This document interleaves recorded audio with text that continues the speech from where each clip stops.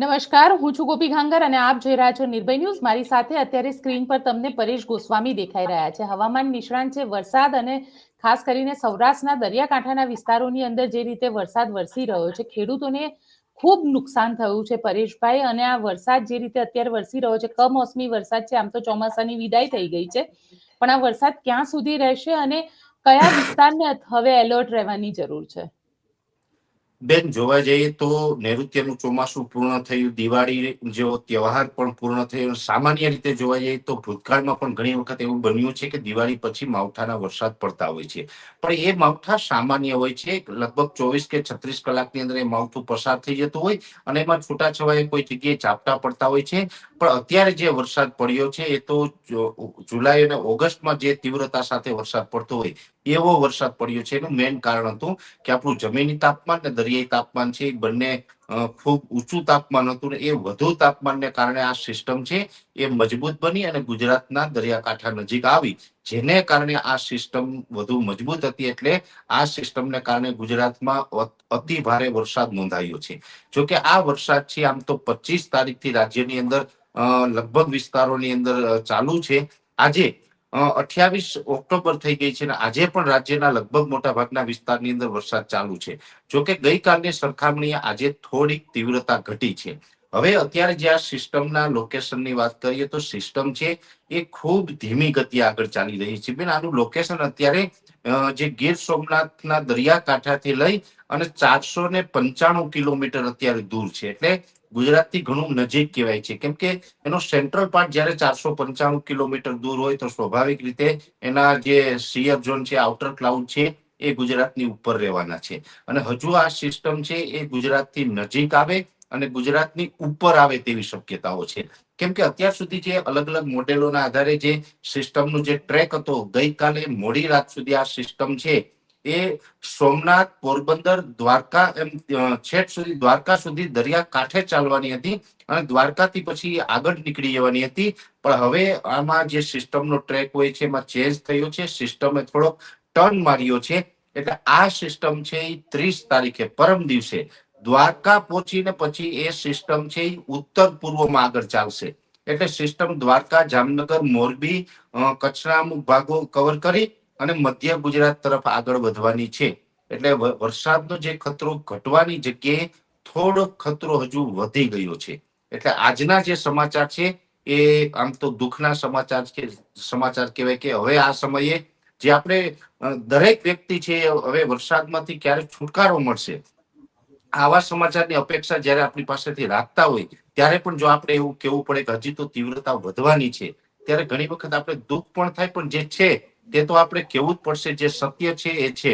એટલે આ સિસ્ટમ છે એ સોમનાથથી જે દક્ષિણ દિશામાં અરબ સાગરની અંદર છે એ ધીમી ગતિએ ચાલી રહી છે। ધીમી ગતિએ ચાલી રહી છે એનું પણ મેઇન કારણ છે કે ત્યાં તાપમાન જે છે હવે ઘટી રહ્યું છે। જે અત્યાર સુધી ઊંચું તાપમાન હતું, સતત વરસાદ પડ્યો એને કારણે વાતાવરણ ઠંડુ થયું છે, એટલે તાપમાન ઘટી રહ્યું છે। એટલે ઘટતા તાપમાનમાં અને સાથે સિસ્ટમ મજબૂત છે, એની અંદર ગેલનોને સંખ્યામાં ઉપર એ પાણીનો જથ્થો લઈને આગળ વધી રહી છે। એટલે એક પ્રકાર કહી શકાય કે સિસ્ટમ લોડમાં ચાલી રહી છે, એ પોતાની સાથે પાણીનો વજન લઈને ચાલી રહી છે। એટલે એની જે આગળ વધવાની ગતિ હોય છે એ ખૂબ ધીમી ગતિ છે। સાથે તાપમાન પણ હવે ઘટી રહ્યું છે, ઘટતા તાપમાનને કારણે પણ આને જે વેગ નથી મળતી। પણ હા, એક ચોક્કસની વાત છે, ગઈકાલ સુધી આ સિસ્ટમ છે એ બેન ડિપ્રેશનના સ્વરૂપમાં હતી, પણ તાપમાન ઘટ્યું છે જેને કારણે સિસ્ટમ થોડીક નબળી પણ પડી છે અને આવતીકાલે વધુ નબળી પડીને હવે આ લો પ્રેશર બની જશે। આજે વેલમાં લો પ્રેશરમાં તો આવી ગઈ છે, આવતીકાલે આ સિસ્ટમ છે એ લો પ્રેશર બની જશે અને લો પ્રેશરના સ્વરૂપમાં એ દ્વારકા સુધી સિસ્ટમ આગળ ચાલવાની છે। પછી દ્વારકાથી 30 તારીખે મોડી રાત્રે લગભગ દ્વારકાથી જામનગર, મોરબી અને કચ્છના અમુક ભાગો કવર કરી અને મધ્ય ગુજરાત તરફ આગળ વધે તેવી શક્યતાઓ છે। જેથી કરીને આમ તો આવતીકાલે 29 તારીખ છે, દક્ષિણ ગુજરાતના જે તમામ જિલ્લાઓ છે, દક્ષિણ ગુજરાતના તમામ જિલ્લાની અંદર આવતીકાલે રાત સુધી વરસાદની શક્યતાઓ છે।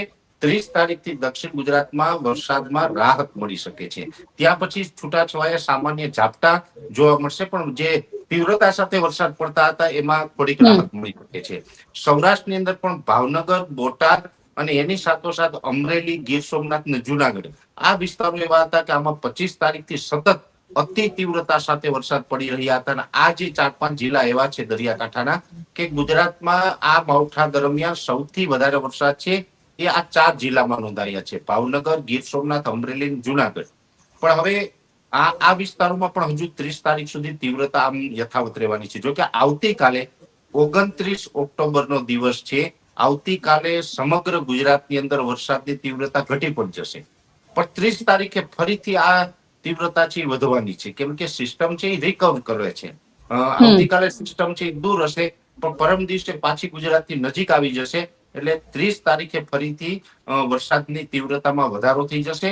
એટલે 30 અને 31 એ 2 દિવસ હજુ પણ ભારે રહેવાના છે. પછી 1 તારીખે થોડું હળવું પડી શકે છે. 1 તારીખે બની શકે કે સાંજ સુધી ખેંચી લે, પણ સાંજ સુધીમાં પછી હળવું પડશે.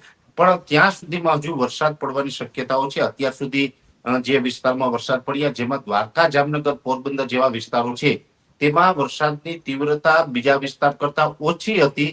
અને અમે પણ માનતા હતા કે સિસ્ટમ દ્વારકાથી પછી પશ્ચિમમાં નીકળશે તો ત્યાં તીવ્રતા ઓછી જ રહેશે. પણ હવે સિસ્ટમે જે ટર્ન લીધો છે, એટલે હવે દ્વારકા, જામનગર, પોરબંદરમાં પણ 31 તારીખ, 30, 31 અને 1 એમ 3 દિવસ સુધી તીવ્રતા સાથે વરસાદ પડી શકે છે. એટલે હવે ત્યાં વરસાદની તીવ્રતા વધી જશે.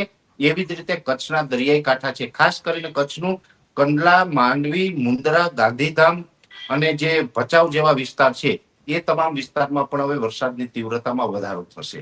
એ પછી મોરબી જેવા વિસ્તાર છે, મોરબી, સુરેન્દ્રનગરના અમુક વિસ્તારમાં થોડી તીવ્રતા જોવા મળશે. અને વિરમગામ, સાણંદ અને આણંદ સાથે અમદાવાદ સુધીના વિસ્તારો છે, એમાં પણ 31 અને 1 તારીખે વરસાદની તીવ્રતા વધુ જોવા મળે તેવું એક અનુમાન છે. એટલે આમ તો 2 નવેમ્બર સુધી આપણું એક અનુમાન હતું કે 2 નવેમ્બર સુધી વરસાદ છે એ ગુજરાતમાં ચાલુ જ રહેવાનો છે. એ જ મુજબ આમ તો 2 તારીખ સુધી ચાલુ રહેવાનો છે. અને 2 તારીખ પછીથી હળવા છૂટાછવાયા ઝાપટાના રૂપમાં એની અસર રહે અને પછી સંપૂર્ણપણે આ સિસ્ટમમાંથી આપણે મુક્ત થાય તેવી શક્યતાઓ છે. એટલે અત્યારે આપણે હજુ પણ કોઈ રાહતના સમાચાર ન ગણી શકાય. હા, એક દક્ષિણ ગુજરાત માટે રાહતના સમાચાર છે કે આવતીકાલે સાંજેથી ત્યાં થોડું હળવું થઈ જશે. આવતીકાલનો એક દિવસ ત્યાં તીવ્રતા રહેશે. બાકી તો હજુ સૌરાષ્ટ્ર હોય, કચ્છ હોય કે મધ્ય ગુજરાત હોય, તમામ વિસ્તારોની અંદર હજુ વરસાદ છે યથાવત રહેવાના છે. પણ પરેશભાઈ, સાથે સાથે એ પણ સમજવું છે, કારણ કે જે રીતે તમે કીધું કે ડિપ્રેશન બન્યું છે અને ધીરે ધીરે હવે આ ડિપ્રેશન આગળ વધી રહ્યું છે, ત્યાં હવાની ગતિ કેટલી હશે? કારણ કે જે રીતે અત્યારે બંગાળની ખાડીની અંદર જે સિસ્ટમ બની હતી, એ હવે વાવાઝોડા સ્વરૂપે આવવાની છે, ત્રાટકવાની છે. તો તેવામાં આ સિસ્ટમને તેની કેટલી અસર થશે? બેન, આમ તો જે બંગાળની ખાડીનું જે સાયક્લોન છે, ડાયરેક્ટ ગુજરાતને અસર કરતા નથી. એ તો આંધ્રપ્રદેશના દરિયાકાંઠે આજે મોડી રાત્રે એ લેન્ડફોલ થઈ જશે. જે મોન્થા નામ આપવામાં આવ્યું છે, થાઈલેન્ડ દેશ તરફથી એનું નામ આપવામાં આવ્યું છે. મોન્થા છે એ આજે મોડી રાત્રે આંધ્રપ્રદેશના દરિયાકાંઠે લેન્ડિંગ થઈ જાય તેવી શક્યતાઓ છે. એટલે એ સિસ્ટમ છે પછી ત્યાંથી નબળી પડીને સતત ઉત્તર તરફ ગતિ કરશે. એટલે મધ્યપ્રદેશના અમુક ભાગો હોય, પૂર્વ મહારાષ્ટ્રના ભાગ છે, છત્તીસગઢ છે, ઝારખંડ છે, બિહાર અને ત્યાંથી પછી એ ઉત્તર ભારતના પહાડી પ્રદેશો તરફ આગળ વધે તેવી શક્યતાઓ છે. પણ એ સિસ્ટમ છે જેને કારણે અરબ સાગર છે એમાં પણ કરંટ આવ્યો છે. અને હવે આ સિસ્ટમ છે એ કેશાકર્ષણના નિયમ મુજબ હવે એના પોતાની તરફ ખેંચી રહી છે, જેને કારણે દ્વારકાથી આ સિસ્ટમનો છે યુ ટર્ન લાગવાનો છે. એટલે જે સિસ્ટમ પશ્ચિમ તરફ જવાની હતી એની જગ્યાએ ઉત્તર પશ્ચિમ તરફ ખસવાની છે. એટલે આ સિસ્ટમનો ટ્રેક ચેન્જ થયો છે. એની પાછળ પણ કારણ છે બંગાળની ખાડીની સિસ્ટમ. જો કે એ સિસ્ટમ છે બંગાળની ખાડીની, એ ગુજરાત ઉપર આવવાની નથી કે એની કોઈ ડાયરેક્ટ અસર છે બીજી ગુજરાત ઉપર નથી પડવાની. પણ આ સિસ્ટમ તમે જે વાત કરી પ્રમાણે આ સિસ્ટમ ગુજરાત ઉપરથી પસાર થશે એટલે પવનની ઝડપ છે સ્વાભાવિક રીતે આ સિસ્ટમને કારણે જ વધશે.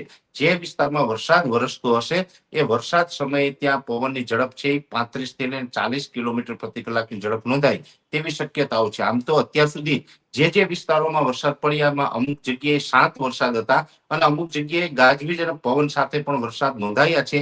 અને હજુ પણ જે 2 તારીખ સુધી જે વરસાદની આગાહી છે એમાં ગાજવીજ અને પવન સાથે વરસાદ પડે તેવી શક્યતાઓ રહેલી છે. એટલે પવન છે 35 થી 40 કિલોમીટર ઝડપે ફૂંકાય તેવું એક અમારું અનુમાન છે. સાથે ખેડૂતોની પણ વાત કરવી છે પરેશભાઈ, કારણ કે ખેડૂતોને આ વરસાદના કારણે ખૂબ નુકસાન છે અત્યારે.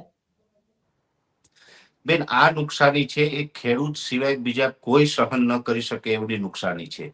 આ નુકસાની લગભગ હું માનું ત્યાં સુધી સરકાર હોય કે અન્ય તજજ્ઞો હોય એની કલ્પના બહારની નુકસાની છે. આ તો ગ્રાઉન્ડ ઉપર જેને આપણે વાસ્તવિકતા નજર સમક્ષ જોઈએ તો જ ખ્યાલ આવે.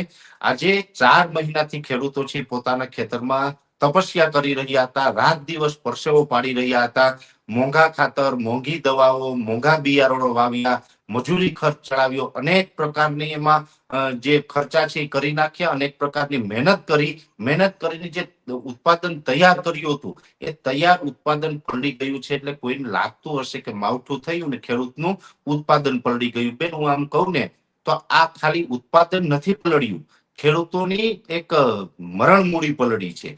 ખેડૂતોએ અનેક પાપ એવા હતા કે જેના દીકરીના કરિયાવર પલળી ગયા છે. આમાં બેન આ મગફળીનું પેમેન્ટ આવે કે કપાસનું પેમેન્ટ આવે, એમાંથી દિવાળી પછીના જે લગ્ન સરાની જે સિઝન ચાલુ થાય એમાં અનેક ખેડૂત બાપે એવા સપના જોયા હશે કે આ મગફળી વેચી અને મારા દીકરીનો કરિયાવર લઈશ, એમના લગ્ન કરાવીશ. એ દીકરીઓના કરિયાવર પલળ્યા છે. અનેક ખેડૂતના દીકરા એવા છે જ્યાં જે ખેતી નથી કરવી કેમ કે ખેતીની અંદર કાંઈ વળતું નથી, ખેતીની અંદર સતત નુકસાની જાય છે. એટલે ખેતી નથી કરવી તો એ ક્યાંક શહેરમાં ભણે છે, હોસ્ટેલમાં રહીને ભણે છે, ત્યારે એની જે ફીસ ભરવાની હતી ને એના ફીસના રૂપિયા પલળી ગયા છે આજે ખેતરોની અંદર. એટલે આ માત્ર પાક નથી પલળ્યો, આ તો જેનું પલળ્યું હશે ને એને જ ખબર પડશે કે શું પલળ્યું છે. બેન, ગુજરાતની અંદર ગયા વર્ષે 44 લાખ મેટ્રિક ટન મગફળીનું ઉત્પાદન થયું હતું. આ વર્ષે મગફળીનું વાવેતર વધારે થયું હતું એટલે 66 લાખ મેટ્રિક ટન ઉત્પાદન આવવાની સંભાવનાઓ હતી, જેમાંથી આ માવઠાને કારણે 19 લાખ મેટ્રિક ટન મગફળી પાથરામાં પલળી ગઈ છે. હવે પાથરામાં 19 લાખ મેટ્રિક ટન મગફળી પલળી તો ખાલી મગફળી નથી પલળી, અડદ મગ જેવો પાક પણ પલળ્યો છે, શાકભાજી હોય, તુવેર, એરંડા, કેળાનો પાક છે, બીજા અન્ય કપાસથી લઈને બીજા ઘણા બધા પાક એવા છે કે જે આ માવઠાને કારણે પલળ્યા છે ને એમાં નુકસાન છે. અને આ નુકસાની એવડી છે, આંકડાકીય રીતે જોવા જઈએ તો મારો જ્યાં અત્યાર સુધીનો અનુભવ છે એ મુજબ મને એવું લાગી રહ્યું છે કે આ નુકસાની કદાચ બેન હું જે આંકડો આપવા જઈ રહ્યું છું એમાં 19-20 થઈ શકે છે, લાંબો ફરક નહીં હોય. પણ ગુજરાતના ખેડૂતને આ માવઠાને કારણે 13,000 કરોડ રૂપિયાની નુકસાની છે. હવે તમે વિચાર કરો, 13,000 કરોડ રૂપિયાની નુકસાની હોય. હવે સરકાર અત્યારે સર્વેની વાતો કરે છે ત્યારે શરમ આવે છે. આમ તો હું તો આપના માધ્યમથી એ પણ કહું, સરકારને પણ શરમ આવવી જોઈએ.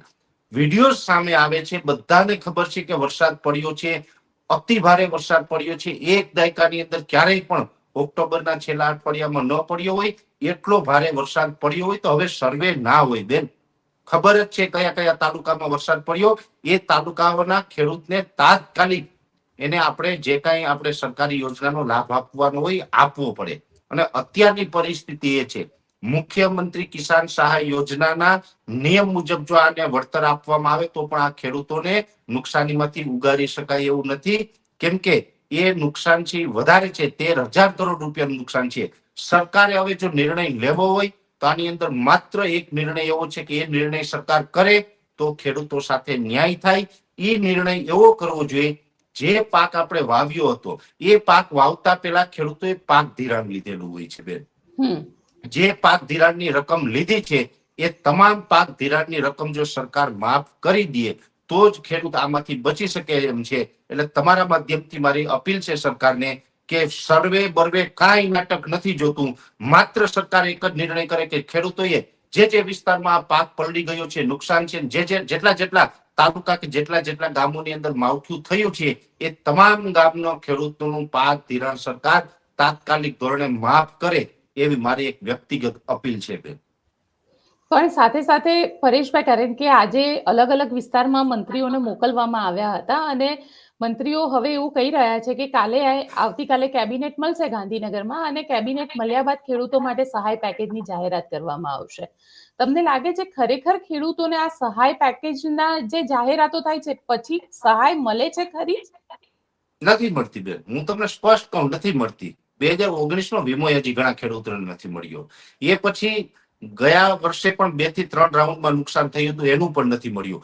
આ વર્ષે 2025ના ચોમાસામાં જુલાઈમાં અતિવૃષ્ટિ થઈ, એનું કઈ મળ્યું નથી. ઓગસ્ટમાં એક વખત વધારે વરસાદને કારણે નુકસાન થયું, એનો એક રાતી પાય ખેડૂતને મળી નથી. એ પછી હમણાં છેલ્લે સપ્ટેમ્બરની અંદર સૌરાષ્ટ્રથી લઈને ઉત્તર ગુજરાત સુધી જે આપણે અતિવૃષ્ટિનો વરસાદ થયો ને અનેક વિસ્તારની અંદર ચોમાસું પાક ફેલ થયો છે, એની પણ એક રાતી પાય નથી મળી. અત્યાર સુધી મળ્યું નથી. એટલે મને આ સરકાર ઉપર વિશ્વાસ નથી કે આપશે. જો આપે તો હું તો આ લોકોને અભિનંદન આપવા માંગુ છું કે તમે આપવું જોઈએ. અમે તો રાહ જોઈને બેઠા છે કે ભાઈ તમે સરકાર છે, લોકશાહીની અંદર સરકાર માય બાપ કહેવાય છે, તમારી જવાબદારી છે, ફરજ છે, અને તમારે કોઈને કાંઈ પોતપોતાના ખીચામાંથી આપવાનું નથી. આ પબ્લિકના પૈસા છે ને પબ્લિકને જ આપવાના છે. આમાં ક્યાં કઈ નવી વાત છે? બીજી વાત તમે કરી બેન, મંત્રીઓને મોકલ્યા છે. મંત્રીઓને ક્યાં મોકલવાની જરૂર છે અને આમાં મંત્રી શું કરવાના? હવે હમણાં થોડા ટાઈમ પહેલા આપણે એક પ્રશ્ન ઉભો થયો હતો બેન, સરકારે સેટેલાઇટ થી ચેક કર્યું કે તમારા ખેતરમાં મગફળી વાવેલી છે કે નહીં, અને મેસેજ પણ આવ્યા હતા કે તમારી મગફળી સેટેલાઇટમાં દેખાતી નથી. તો મંત્રીને ક્યાં જવાની જરૂર છે? સેટેલાઇટ થી ચેક કર્યો, એમાં પાથરા પલળેલા તમને દેખાશે સેટેલાઇટમાં. જે સેટેલાઇટ થી તમે ટેકાના ભાવે મગફળી જે ખેડૂતોએ નોંધણી કરાવી હતી, એની મગફળી તમે જે સેટેલાઇટમાં ચેક કરી શકતા હોય, એ સેટેલાઇટમાં વરસાદ કેમ ના દેખાય? મને એ કહ્યું. તમે ચેક કરી લેવું જોઈએ પાથરા પલળેલા છે કે નથી પલળેલા. એટલે આ બધા નાટક છે બેન, મંત્રીઓને મોકલવાના કે વગેરે હોય. અને મંત્રીઓ તો અત્યારે એમ કે છે કે અમે મંત્રીઓને મોકલ્યા છે, તો જ્યારે મગફળી ટેકાના ભાવે રજીસ્ટ્રેશન કરાવવાનું હતું, જે ખેડૂતોને મેસેજ આવ્યા કે તમારી મગફળી સેટેલાઇટમાં નથી દેખાતી, ત્યારે મંત્રી ક્યાં ગયા હતા? ત્યારે કેમ ના મોકલ્યા મંત્રીને કે જાઓ ભાઈ આ પરેશભાઈની વાડીમાં જોઈ આવો, મગફળી છે કે ઘઉં છે કે શું છે જોઈ આવો. કેમ કે ખેડૂતને હવે અમુક મંત્રી તો બેન એવા છે, હવે અત્યારે આપણે એમ કહીએ ને કે અમારે ઘઉં પાકી ગયા હતા ને ફેલ થયા, તોય બોલો માની લે એમ છે. એને ખબર જ નથી ચોમાસામાં ઘઉં ના હોય. ઘઉં છે તો શિયાળુ પાક છે, પછી જીરું છે, ધાણા છે, ચણા છે, આ બધા શિયાળુ પાક છે, એ હવે દિવાળી પછી વાવવાના હોય.